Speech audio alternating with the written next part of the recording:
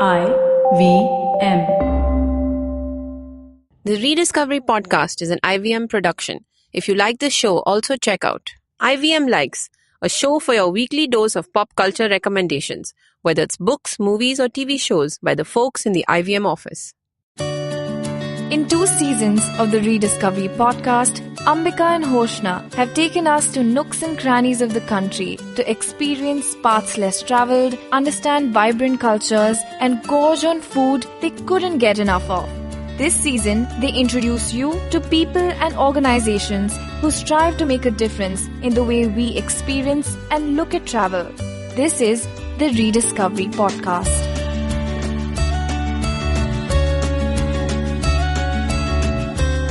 Hi, I'm Hoshna. And I'm Ambika. And this is the reDiscovery podcast. In this season, we talk about travels as a means to go beyond and introduce you to some of the people we've met on our journey across India who are doing something to preserve or conserve an art, a culture, heritage, maybe their old home, and are giving back to their local communities. In 2016, we did one of our favorite journeys around Nagaland. We traveled Nagaland for almost a month, I think. And one of the things that made us do that trip was we wanted to... You made us go, huh? Yes, I wanted to go and meet and interact with the Konyak tribes of northern Nagaland who live in the Mon district. I think Hoshna had seen a photograph somewhere and he was like, this is my wow, mission. Who are these people? They're so cool. Huh? Yeah, and they are cool in photographs and otherwise. Now, the Konyak Nagas live in villages along the Indo-Myanmar border in the northern district of Mon, which is all the way in the northeast of India. So it's pretty far, I mean, in terms of getting there. Even for the northeast, it's pretty far east. Yeah. And they're really well known out of all the Naga tribes. I think it's because of their facial and body tattoos. So they sort of stand out. They're more photographed, I think, amongst the other tribes. And it's one of these photographs, I think, that Hoshna saw and sort of pulled him in. And they're known as the headhunting tribe of Nagaland, though that's technically not completely accurate because all the tribes in Nagaland at one point of time were headhunters. Yeah. But this particular tribe also tattooed themselves for in different parts of their body. So that's, I think they've sort of become a little bit more famous. Yeah, visually, it was much more striking, I guess. So we spent a few days in Konyak country. We met a lot of people. We understood or tried to understand as much as one can in a few days their lives, their culture. And today, I mean, the last generation of these headhunters are alive. Tattooed headhunters. Yeah, the tattooed headhunters and the others also, the non-tattooed headhunters. And they're in their 80s and their 90s and they're slowly dying out. And I mean, like we went through a bunch of villages, we stayed with people, but we wanted to understand, I think, really deeply or more than one can, in just a short span of time. And so we try to find people who could really help us, sort of get into this whole space and this culture, which is quite interesting beyond just the tattooing part of it. And so through like network and asking around and friends and people, we were introduced to Phejin Konyak, who is now, I think we'd like to say, a very dear friend and our very special guest for this week's episode. Hi, Phejin. Welcome. Hello. Hi, hello, Phejin. Hoshna. Hello, Ambika. Welcome. So Phejin is talking to us all the way from Mon in Nagaland. So that's kind of cool. So yay for technology on this one. Yeah, so we met Phejin at a homestay in Shiom village. So we'd actually tried to figure out who we can really meet, who can tell us more about the Konyak Nagas and about their headhunting and tattooing culture. And through another Phejin, we came to know about this Phejin. And then I called Phejin and said, and these two Phejins are cousins, by the way. Yeah, so that's kind of fun also. Two Phejins. So we called Phejin and said, can we come and, meet you? And she said, yeah, come and stay. And my homestay is full, but you come anyway. We'll find place and we'll just do it. And she was like so warm and so enthusiastic that we had to just go. So we did this. And I think that's what Phejin is all about also. Na? She's always like, her house and her heart, I think, is open to people. Only for people she likes, huh? Yeah. Isn't that right, Phejin? so could be like she liked us, no?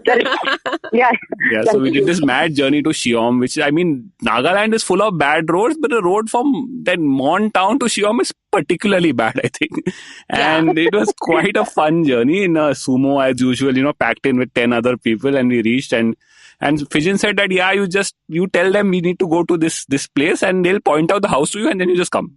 Yeah, like just get off on the road somewhere. So that's exactly what we did.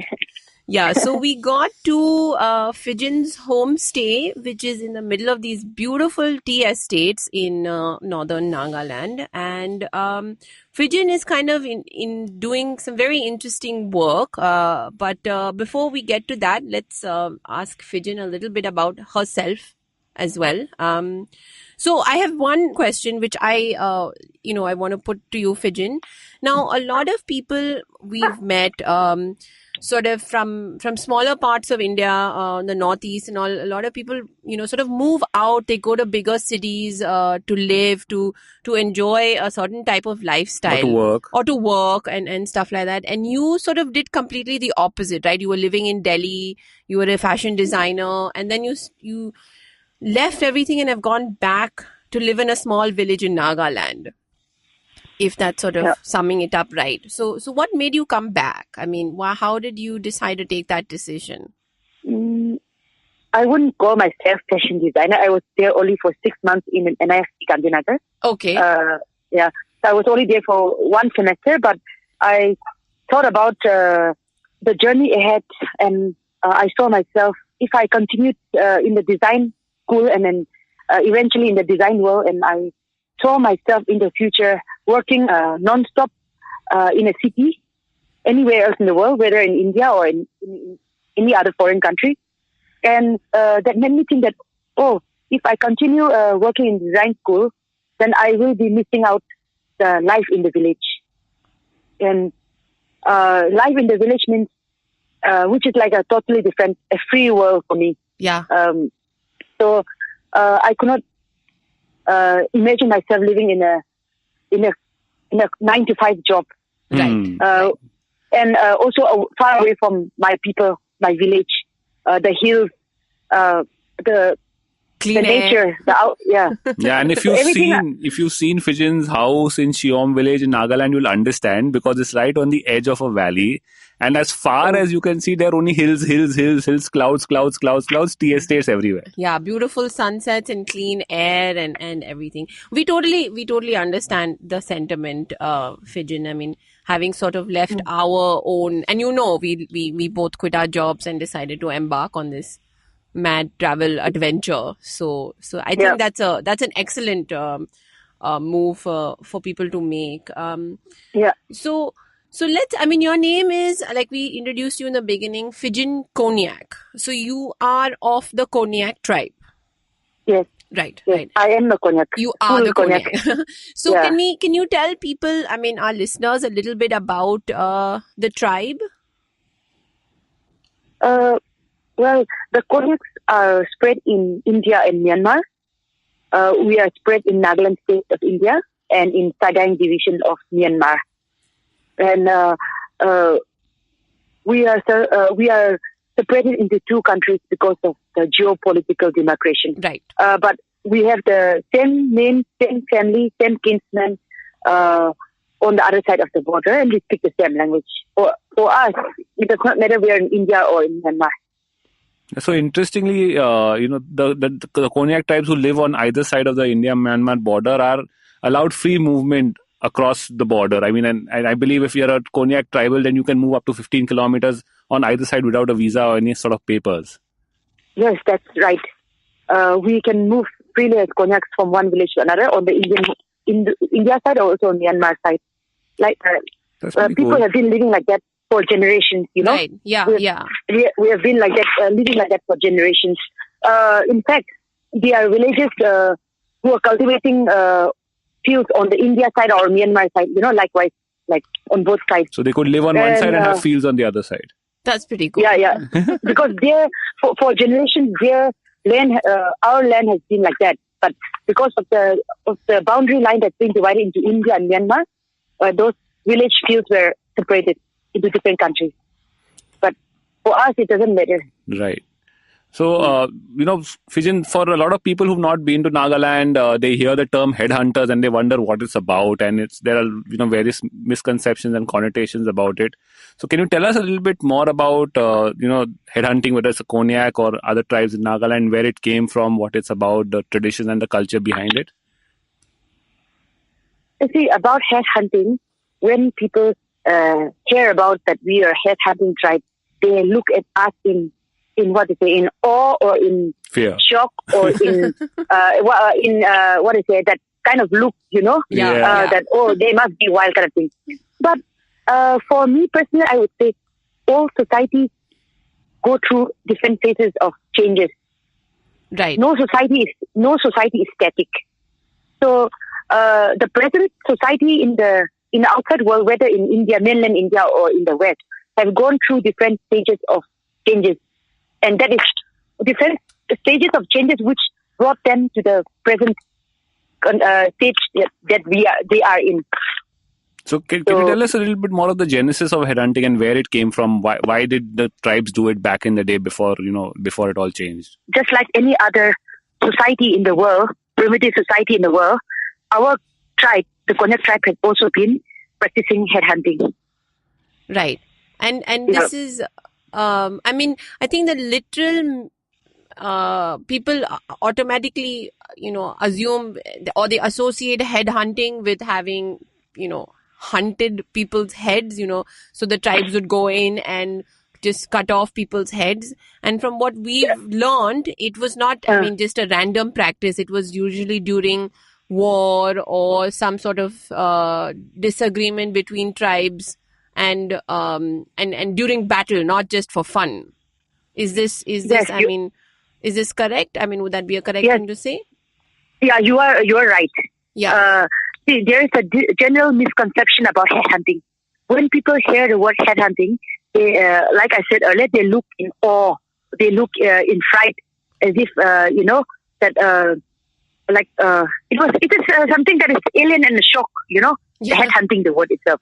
And no, our headhunting for us is we did not go randomly killing anybody that we met. It was not how we practice headhunting that way.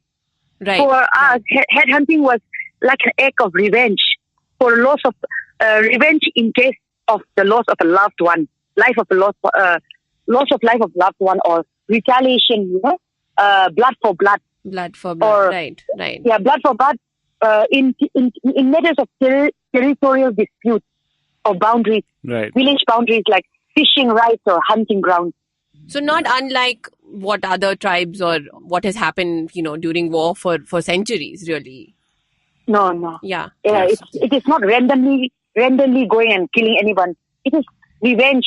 It is planned, Right. There is a motive behind it. So the Konyaks as headhunters, I think what set them apart to an extent was the fact that they used to have this practice of tattooing themselves, either, once they were back from battle or something like that. Can you tell us a little bit more about that? Because that's really, I guess, what we wanted to talk about in terms of, how you are also preserving that tattooing culture, or rather documenting it for future generations. And another reason why Konyak headhunting was for rite of passage of boys. Boys to men. Boys to men. Okay. Yeah, boys to manhood. So a rite of passage. In this rite of passage, blood had to be spilled. The boys who are going through the rite of passage have to prove their bravery and valor. Okay. That they've come to the stage of life where they are men. So when they go through the rite of passage, they have to participate in a headhunting event eventually, and then after this event, they get a special tattoo. So the boys get a special tattoo once they go through this rite of passage, or if they have been in battle. Is that correct then? Yes, both. Yeah. Okay.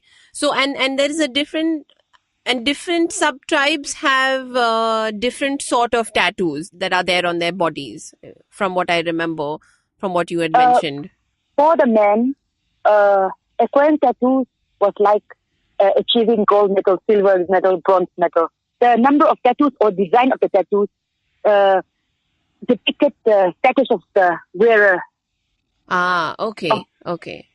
so the person who wore the most beautiful tattoos or the most elaborate tattoo, their status or their achievement was shown in the design of the tattoo. And then they got the most girls. That I don't know. I didn't live then. So and the tattooing was always done by the queen of the village, correct? Yeah, the queen does the tattooing. Okay, so this was sort of a practice passed down from queen to queen. Yeah, the art of tattooing was hereditarily transferable. I mean, it was passed on from mother to daughter. Acha, okay. So it was passed on from mother to daughter for generations. So on that note, we're going to take a quick break. Stay tuned. We'll be right back. Hi, I'm Amit Verma, the host of the weekly podcast, The Seen and the Unseen. In my show, I examine the seen effects and the unintended consequences of public policy and private action. I show how policies meant to help the poor often end up hurting the poor. I've done episodes so far on demonetization, GST, surgical strikes, immigration and MRP. And I will continue my forensic assault on the truth in the weeks to come. Catch the show every Monday on the IVM Podcast app or any other podcasting app that you prefer. Or visit seenunseen.in for all the latest updates. Welcome back to the reDiscovery podcast. So what got you interested in studying the tattoos? I mean, how did you get into it? And, once you came back to Nagaland, was it something you had planned or how did it go? It is not planned. It happened by chance. I happened to be in Indian Museum, Calcutta in 2014, in August 2014. And I happened to drop by to the Indian Museum and I went to meet the director of the museum then, Mr. Venu Gopal, who was the director. And I started asking him about the Naga collections in the Indian Museum because at that time it was not on display. So I told the director, like, sir, why in the Indian Museum you have so much on the Buddhist art carvings and so many carvings and objects from around India, but why don't you have objects from Northeast representing? If a national museum like yours does not have objects from Northeast or from Nagaland, how will the mainland India know that this is also part of India? Absolutely. Yeah, correct. Yeah. I was just telling him that I'm sure that Indian Museum Kolkata has the most Naga collections in India, in all the museums in India, because of the association with the British. So I was there discussing that with the director, and then we started shifting from the Naga objects in the museum to the Konyak site and tattooing. And the director said, "Oh, why don't you give a special lecture at the museum about your tribe, about the tattooing tradition of your tribe?" And yes, and then I told him that I'm not a professor or lecturer in a university. I'm not the right person to speak about it to a general public.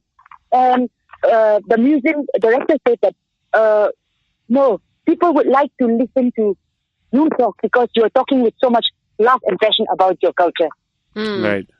So he convinced me and he persuaded me to give a lecture there. And I went back to Nagaland to prepare for the lecture. But somehow I forgot about it. I mean, I did not forget it, but I kept it in the distance. And I started continuing with other things. And then I started, then I thought, I have made a commitment. I have to do it. So I went from village to village, meeting the old men and women, studying the tattoo patterns and asking them about the origin of tattoo, why it was done, who did it, what were the reasons and meanings behind it. So the reason why I started going on this research was for the lecture for the Indian Museum, Calcutta. So that's where it all started. Yeah, that's how it started. So I think special thanks to Mr. Venu Gopal then Yes, for the outcome of that. So you actually went, I mean, how many villages did you visit? You went from, I mean, I know these villages in Nagaland, most of them are not even connected by, motorable roads. So were you trekking? I mean, how did you do it? How did you go to and visit all these places and meet all these people? We went most of the times by walking within village from village to village through jungle footpaths. We carried our rations with us. Oh boy. We carried our sleeping bags. Rations means rice or milk powder or like dal or noodles. We carried it with us, and most of the time we took guides, to show us the forest trails. Mm-hmm. And we went from village to village, meeting the old people. And sometimes we also took public transport, like shared jeeps, Right. And whenever needed, we also hired private vehicles, like 4-wheel drive vehicles. And how many villages, do you know how many villages you would have visited in total? I think more than 60 something. Wow. And this More is than 60. and this is all on the Indian side, or did you travel around in the Myanmar side also? On the Indian side, I mean, on Mon district In alone. one district. Okay. Yeah. So we went to Myanmar, thinking that we will also record the Konyak on the other side. Okay. So if I, as a Konyak, I would be going to the villages, I can go on my own. But with a foreign photographer, with a Dutch, the foreign photographer, his name is Peter Bos, he's from the Netherlands. And with him being involved, we had to do it the legal way. Right. So you couldn't just jump across the border. No, You had to actually we go. cannot jump in. Otherwise, we would be in jail by now. Yeah. Poor Peter. So, yeah. So we went to the Myanmar embassy in Kolkata, and we got the visa, and then we had to arrange the permit from a travel agency in Yangon. And so we made an overland crossing, and we went upstream on the Chinbin for 3 days. We tried to enter to the Naga area, to the Konyak area, but the permit was costing us $2,000 each. Oh, wow. Oh boy, that's quite expensive, huh? Yes, it was expensive. We had to pay. We were asked to pay $2,000 each with a special permit that has to be arranged by a tour agency in Yangon.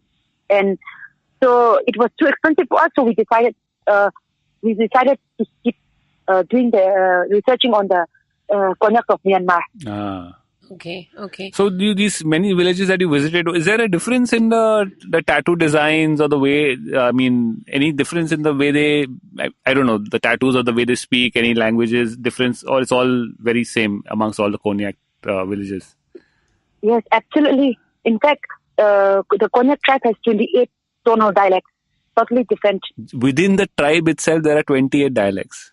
Yeah, 28 dialects. Wow. And then, according to our documentation, we discovered 3 Konyak tattoo groups, parallel groups.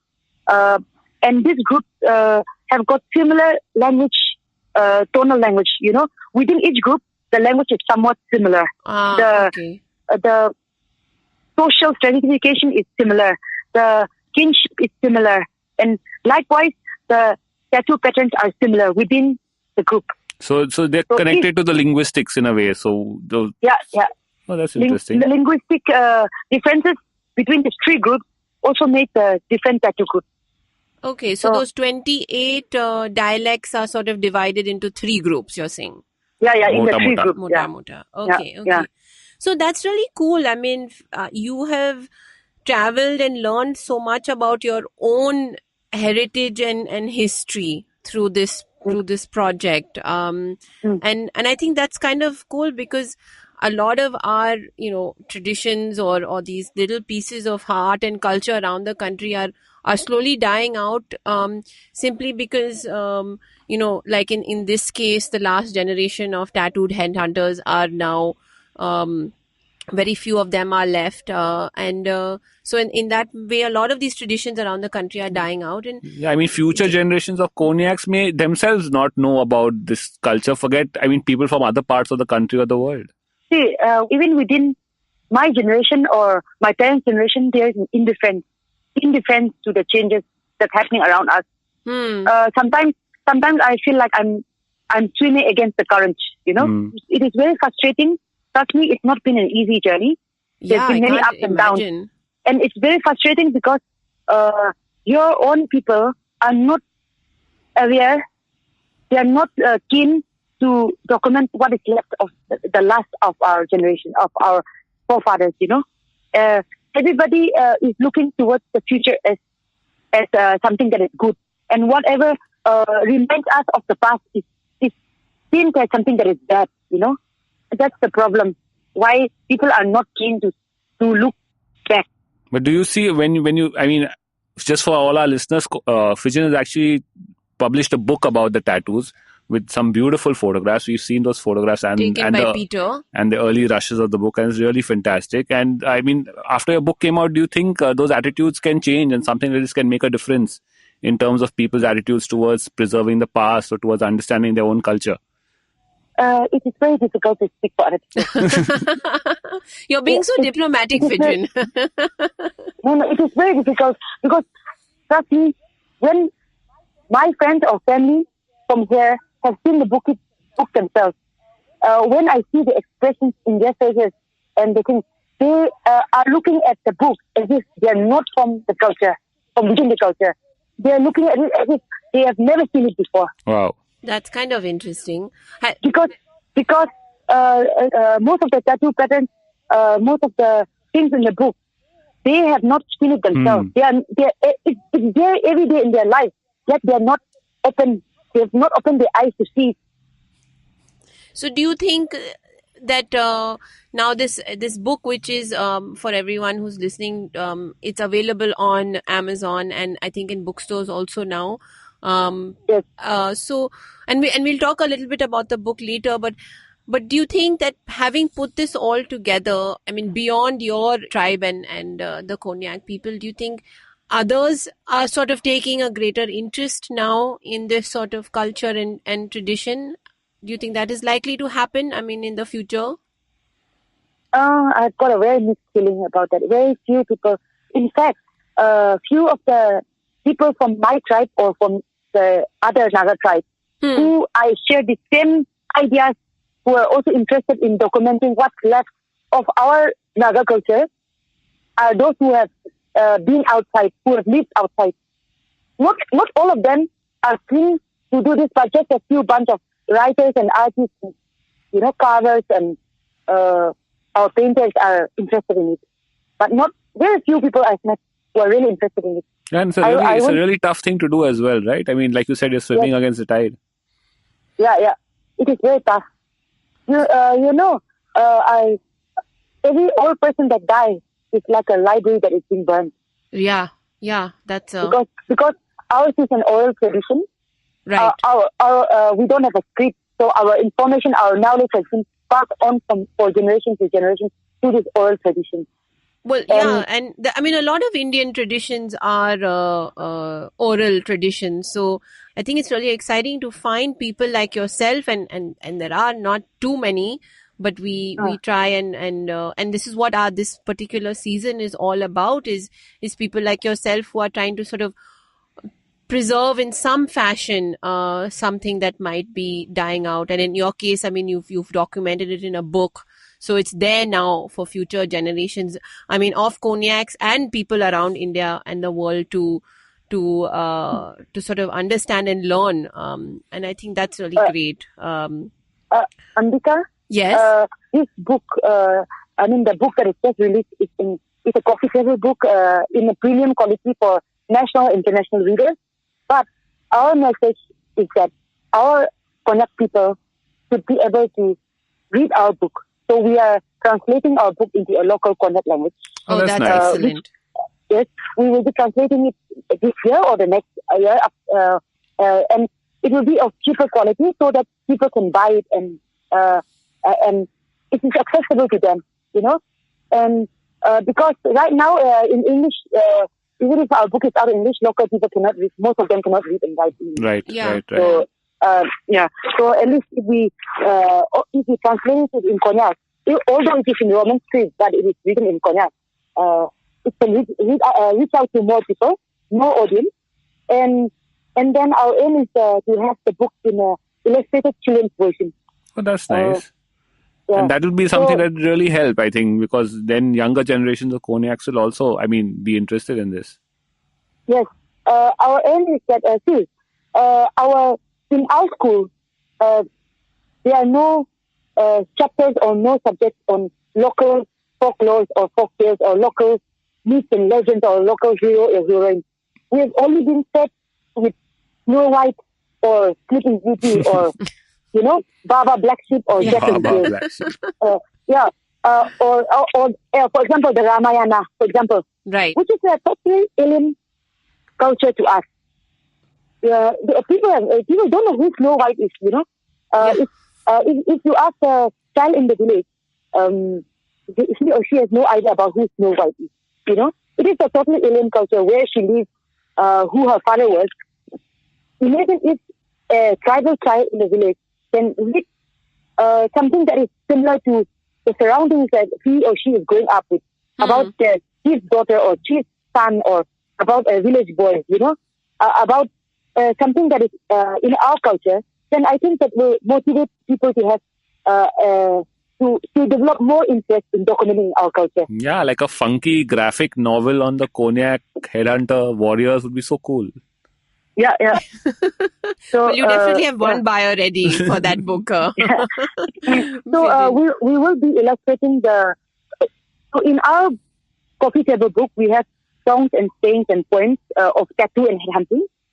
And out of these, we are creating stories, and which will be illustrated by the artist, by the illustrator. Nice. And this will also be a bilingual. We will do it both in English and Konyak, so that it reaches out to the children in the villages as well as in the towns, both in government schools and both in private schools.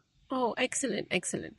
So, Phejin, you're now growing coffee along with your tea. So, what's next for Phejin? I mean, are you going to become now a coffee plantation person? You have your lovely homestay. What's the next project? I'm also doing developing another research in the Wancho area in Arunachal Pradesh. Wancho and the Konyak are similar. I mean, we are not similar. We were one before the so-called Nagaland state or Arunachal state was formed. Oh. We were one person. This one is in people. eastern Arunachal. Yes, in Longding district and Tirap district. And Okay. I'm working on a new research, but not on tattoo, not on documenting a culture, but I'm researching on the British criminal trials and proceedings in the 1870s. Oh, okay. That's quite different, but Yeah. but we'll wait for this the next book then to come out, Phejin. So for everyone who's listening, Phejin, you want to give us give our listeners some details about your homestay?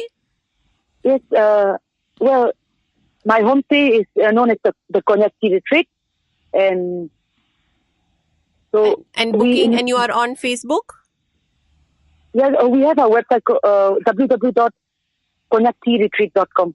Okay. Yeah, and you can't book it online. Phejin will only let you come if she likes you. So you have to make a good first impression. No, people who come with an open mind are welcome.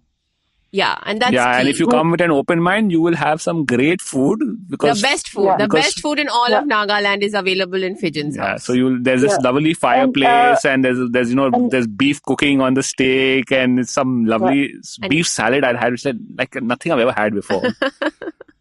And Phejin, what is the book called? We haven't said that. Konyak, the book is called The Konyak Last of the Tattooed Headhunters. Okay, so It that's is available on Amazon and also on our website, www.tattooedheadhunters.com. Right, and it's also in bookstores now, because we saw it in a It is couple of also on- bookstores. Yeah, in Bombay at least. So Yes, it is available on bookstores. thank you so much, Phejin. We will hopefully see you soon. We are trying to make our next trip to Nagaland sometime this year in 2018. Oh, sure. So fingers crossed for that. I think Hoshna is already please come. planning all his Please come meals. Please come again. We'll definitely come. Definitely. Yes. And thank you so much for being with us on this episode. Welcome. Thank you so much for giving me time. To hear more about our adventures with Phejin and in Nagaland, you can go to our website. We're at reDiscoveryproject.com. We're also on Facebook, Twitter, and Instagram. So thanks for listening. Happy travels. For updates about our show and other awesome shows, follow IVM on Facebook, Twitter, and Instagram at IVM Podcasts. You can also listen to our show on the IVM website, app, and any other podcasting app you may prefer.